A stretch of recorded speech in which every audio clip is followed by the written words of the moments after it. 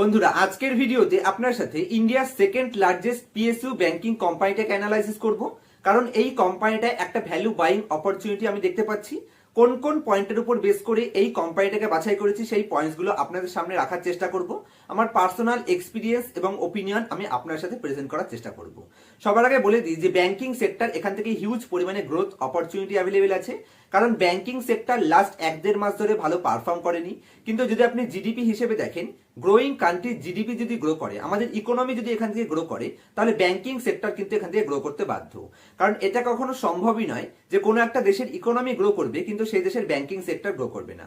Banking sector কিন্তু কোনো দেশের ব্যাকবোন হিসেবে কাজ করে, যে কারণে ব্যাংকিং সেক্টরে এখান থেকে হিউজ পরিমাণে গ্রোথ অপরচুনিটি অ্যাভেলেবেল আছে।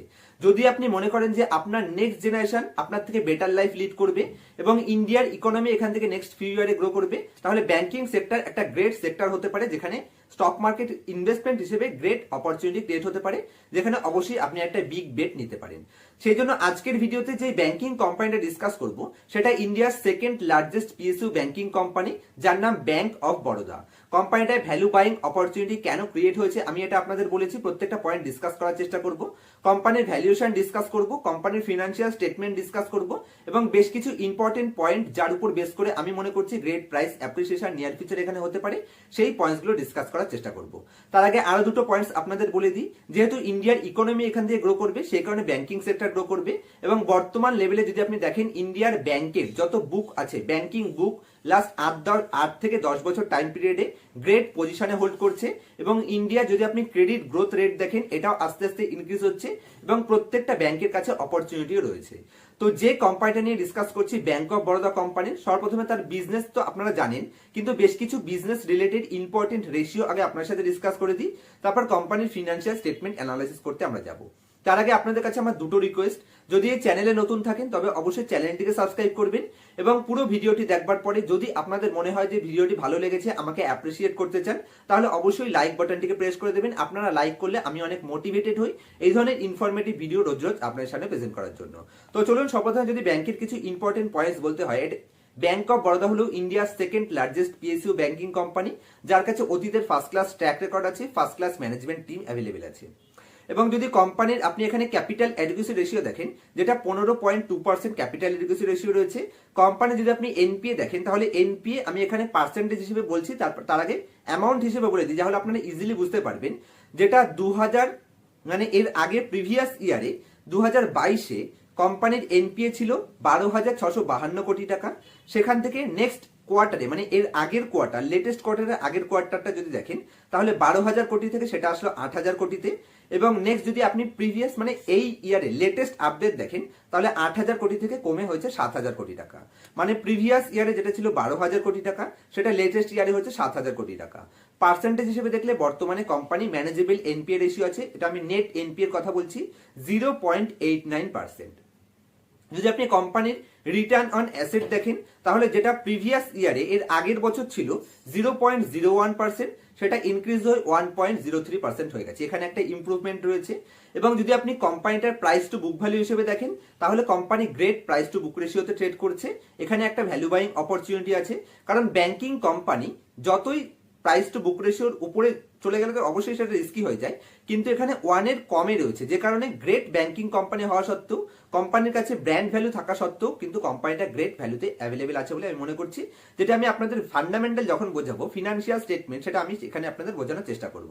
যদি আপনি কোম্পানির লোন বুক অ্যানালাইসিস করেন, তাহলে কোম্পানির লোন বুক সম্পর্কে বলে দিই, ডাইভার্সিফাই লোন বুক কোম্পানি ম্যানেজ করে থাকে, যেখানে কর্পোরেট লোনে কোম্পানির লোন বুকে আছে 42%, কোম্পানির রিটেল লোন আছে 22%, কোম্পানির গোল্ড লোন আছে 4.5%, কোম্পানির এগ্রি সেগমেন্টে এগ্রিকালচারে 14% এবং কোম্পানির এমএসএমই মানে micro and small medium enterprise, সেখানে কোম্পানির 12% রয়েছে এবং আদার্সে 5.5% রয়েছে।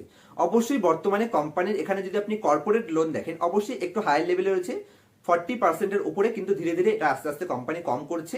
এবং দেখুন আস্তে আস্তে ব্যাংকিং বুক কিন্তু ক্লিয়ার হয়ে গেছে। সমস্ত ব্যাংক কিন্তু ফোকাস করছে রিটেল ব্যাংকিং এর ক্ষেত্রে, যে কারণে কর্পোরেট লোন কারা দেবে, শুধুমাত্র পিএসইউ ব্যাংকগুলোই বেশি বেশি করে কর্পোরেট লোন দেবে। তবে এখানে আগের মতন এনপিএ হওয়ার চান্স কিন্তু আর নেই। এর পিছনে একটা লজিক আপনাদের অবশ্যই ভাবতে হবে, কারণ 2024-এ কিন্তু ভোট আছে, যে কারণে ব্যাংকিং বুক এখন আপনি যতটা ক্লিয়ার দেখছেন এর থেকে ফিউচারে আরো ক্লিয়ার হবে, এটা আপনাকে এক্সপেক্ট করতে হবে। কিছু লজিক আপনাকে এর উপর খাটাতে হবে। এবং ধীরে ধীরে কর্পোরেট লোনও এরা কম করছে এবং এখানে একটা কোম্পানির স্ট্রং ব্যালেন্স শিটও কোম্পানি তৈরি করতে পেরেছে।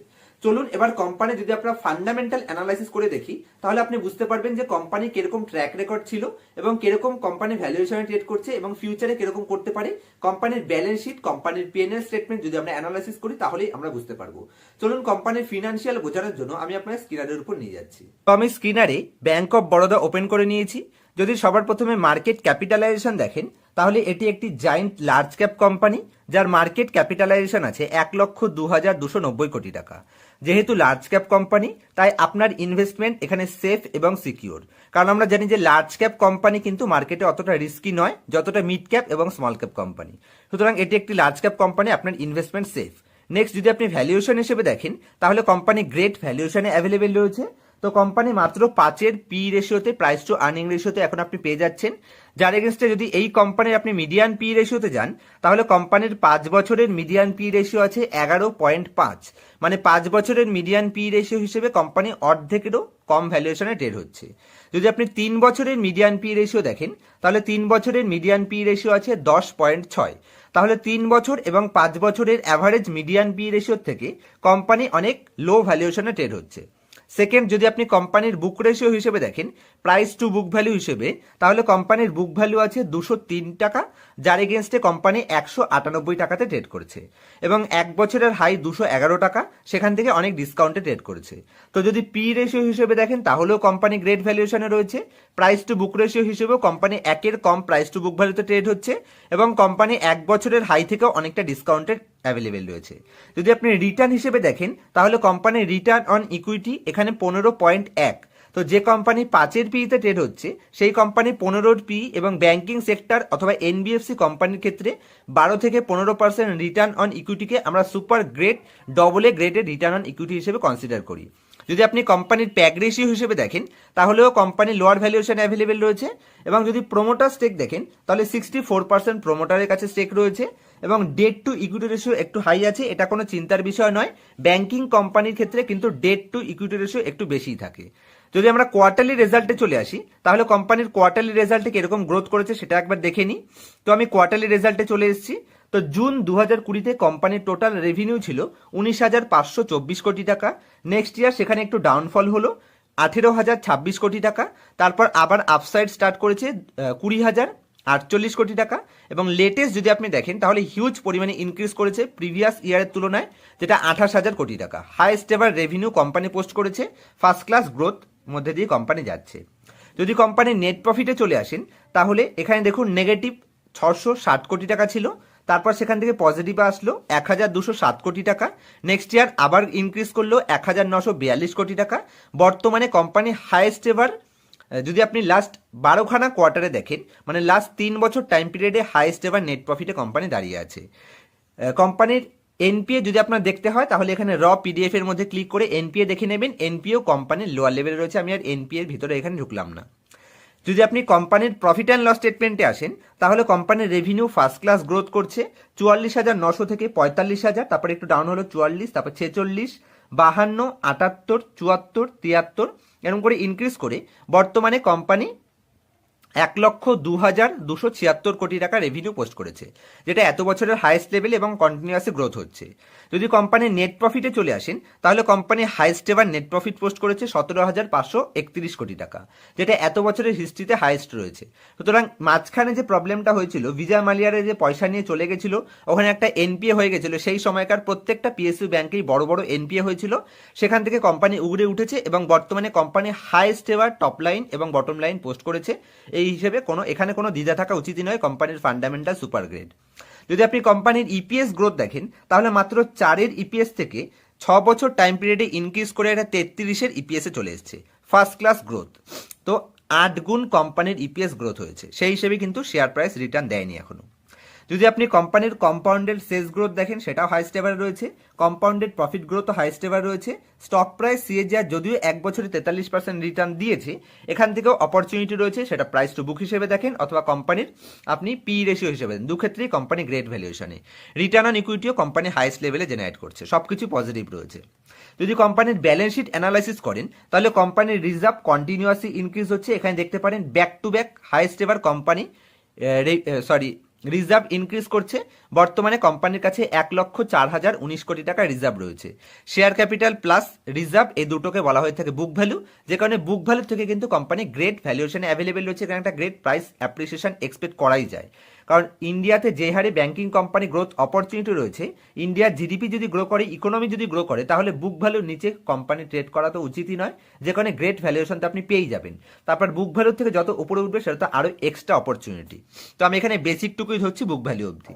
যদি কোম্পানির বড়োয়িং দেখেন, ব্যাংকিং কোম্পানির ক্ষেত্রে বড়োয়িং যত বেশি হবে সেটা তত পজিটিভ সাইন।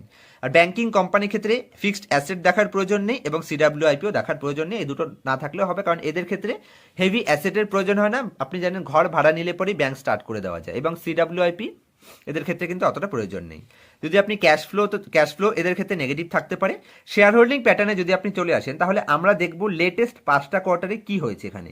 তো 5টা কোয়ার্টারে আপনি দেখুন, প্রোমোটারের কাছে 63.97% স্টেক ছিল, এখনো সেটাই রয়েছে, কিন্তু সেম টাইম পিরিয়ডে যদি আপনি এফআইআই স্টেক দেখেন মাত্র 8% স্টেক এফআইআই এর কাছে ছিল, সেটা ইনক্রিজ করে এফআইআই অলমোস্ট 13% থেকে সামান্য ডাউনে আছে, 12%-এর কাছাকাছি নিয়েছে, ফার্স্ট ক্লাস গ্রোথ করেছে।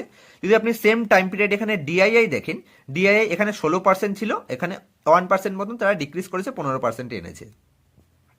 এবং যদি পাবলিকের স্টেক দেখেন তাহলে পাবলিকের কাছে যেখানে 11%-এর কাছাকাছি স্টেক ছিল সেটা কন্টিনিউয়াসলি রিডিউস হচ্ছে।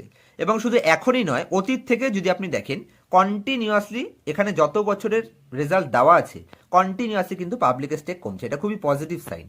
তার মানে এই কোম্পানিটা নিয়ে স্ট্রং হ্যান্ড খুবই বুলিশ, যে কারণে তারা কন্টিনিউয়াসলি ওপেন মার্কেট থেকে পাবলিকের কাছে থেকে শেয়ার পারচেস করে নিচ্ছে। এবং লেটেস্ট 5টা কোয়ার্টারে তো হিউজ পরিমাণে ডিক্রিজ হয়েছে পাবলিক শেয়ার হোল্ডিং, যেখানে 11% থেকে তাদের স্টেক নেমে এসে 7%-এ এসেছে, এবং এফআইআই তো এখানে 16%, এফআইআইতে 8% থেকে 12%-এ নিয়ে গেছে। তো প্রত্যেকটা পজিটিভ সাইন কোম্পানির মধ্যে বর্তমানে অ্যাভেলেবেল, যেই সাইনের জন্য একটা কোম্পানির শেয়ার প্রাইস অ্যাপ্রিসিয়েট আমরা এক্সপেক্ট করতে পারি। তো বন্ধুরা, আমি মনে করছি যে এই ভিডিওতে কেন আমি বললাম যে value buying opportunity bank of Baroda কোম্পানিতে ক্রিয়েট হয়েছে, প্রত্যেকটা পয়েন্ট নিশ্চয়ই আপনারা ইজিলি বুঝতে পেরেছেন বা আমি আপনাদের বুঝিয়ে বলতে পেরেছি। যদি একবার সামারাইজ করে দিতে হয় তাহলে পি রেশিও হিসেবে কোম্পানি হাফ ভ্যালুয়েশনে ট্রেড হচ্ছে, অতীতের ভ্যালুয়েশন হিসেবে। বুক ভ্যালু হিসেবে কোম্পানি গ্রেট ভ্যালুয়েশনে আছে। কোম্পানির এক বছরের হাই থেকে যদি আপনি দেখেন সেখানেও কোম্পানি ডিসকাউন্ট প্রাইসে অ্যাভেলেবেল আছে, কিন্তু কোম্পানি যদি আপনি রেভিনিউ দেখেন, কোম্পানির নেট প্রফিট দেখেন, যেগুলো সবকটাই হাইয়েস্ট লেভেলে রয়েছে এবং হিস্ট্রিতে এত হাইয়েস্ট এর আগে কখনো পোস্ট করেনি। কোম্পানির ইপিএস কন্টিনিউয়াসলি গ্রো করছে, নেট প্রফিটও কন্টিনিউয়াসলি গ্রোথ করছে, বর্তমানে হাইয়েস্ট লেভেলে রয়েছে। কোম্পানির capital education ratio first class পজিশনে আছে। রিটার্ন অন অ্যাসেট হিসেবেও কোম্পানি গ্রেট পজিশনে আছে। কোম্পানির এনপিও এখানে ম্যানেজেবল রয়েছে। যদি আপনি এফআইআই স্টেক দেখেন, কন্টিনিউয়াসলি এফআইআই তাদের স্টেককে ইনক্রিজ করছে, যেটা 8% থেকে ইনক্রিজ করে ব্যাক টু ব্যাক 5টা কোয়ার্টারে তারা ইনক্রিজ করে এখন 12%-এ নিয়ে এসছে। পাবলিকের স্টেক যেটা 10% ছিল সেটা রিডিউস হতে হতে 7%-এ এসছে। কন্টিনিউয়াসলি স্ট্রং হ্যান্ড এখানে বাইং করছে এবং লুজার হ্যান্ডের কাছ থেকে স্ট্রং হ্যান্ডের কাছে শেয়ার হোল্ডিং ট্রান্সফার হচ্ছে। ফান্ডামেন্টালও সাথ দিচ্ছে, কোম্পানির বিজনেস মডেল খুব ভালো আছে, ইন্ডিয়ার ইকোনমি এখানে সাথ দিচ্ছে, যে কারণে ডাউন ট্রেন্ডের তো কোনো এক্সপেক্ট করা উচিতই নয়। এখান থেকে শার্প র্যালি উপরের দিকে হবে বলে আমি এক্সপেক্ট করছি। তবে কোনো ধরনের বাই অথবা সেল রিকমেন্ডেশন হিসেবে নেবেন না, শুধুমাত্র এডুকেশন পারপাস। যে কোনো কোম্পানির শেয়ারে ইনভেস্ট করার আগে অবশ্যই নিজে থেকে ডিউটিলাইজেশন করে নেবেন অথবা নিজের ফিনান্সিয়াল অ্যাডভাইজারের সাথে কথা বলে তার ডিসিশন নিয়ে তারপর যে কোনো কোম্পানির শেয়ারে এন্ট্রি অথবা এক্সিট ডিসিশন নেবেন। আজকের মতো এই অবধি। যদি অ্যাডভান্স লেভেলের ফান্ডামেন্টাল অ্যানালাইসিস আমার কাছ থেকে পার্সোনাল ক্লাসে শিখতে চান, আমার ক্লাস চলছে, আপনারা আমার সাথে কন্ট্যাক্ট করতে পারেন। স্ক্রিনের উপর আমার মোবাইল নাম্বার এখন আপনারা দেখতে পাচ্ছেন।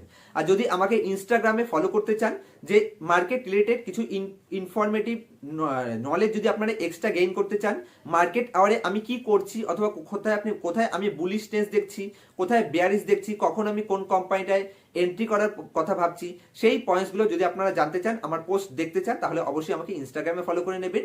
দেখা হবে নেক্সট ভিডিওতে কোনো ইনফরমেটিভ টপিকের সাথে। ততক্ষণ পর্যন্ত হ্যাপি ইনভেস্টিং, হ্যাপি ট্রেডিং।